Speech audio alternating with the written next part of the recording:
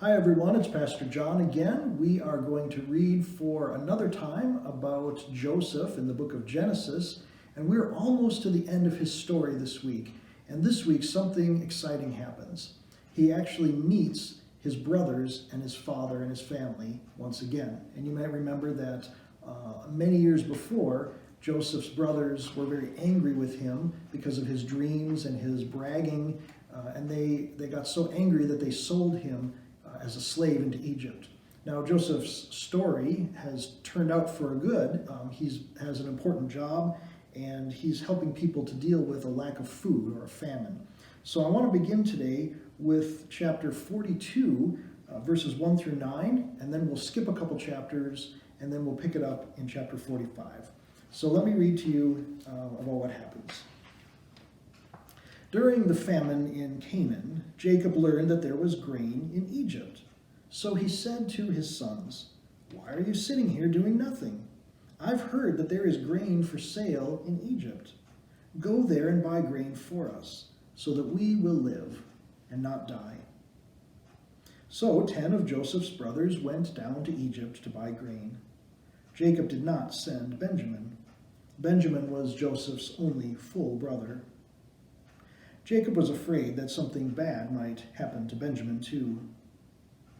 Now the famine was very bad in Canaan, so there were many people from Canaan who went down to Egypt to buy grain, and among them were the sons of Jacob. Joseph was the governor of Egypt at that time. He was the one who checked the sale of the grain to people who came down to Egypt to buy it. Joseph's brothers came to him, and they bowed before him.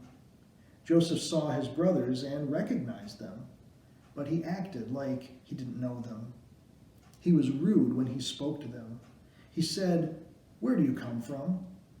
The brothers answered, "We've come from the land of Canaan to buy food." Joseph recognized his brothers, but they did not know who he was.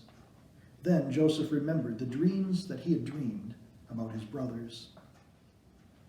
In chapters 43 and 44, Joseph interacts with his brothers on several occasions, and he does some tests to them to see if they've changed and if they're still going to act the way they used to act toward him. Now, finally, in chapter 45 is when Joseph reveals his true identity to his brothers. So I want to begin with verse 1 and read through verse 11.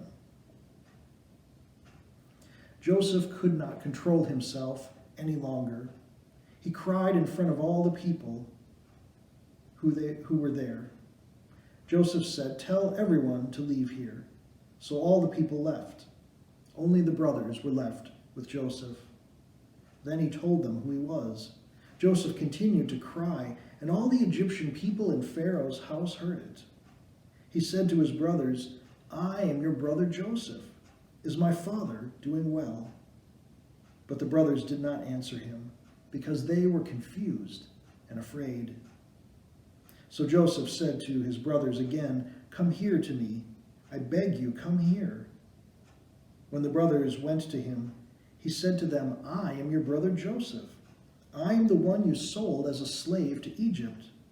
Now don't be worried. Don't be angry with yourselves for what you did. It was God's plan for me to come here.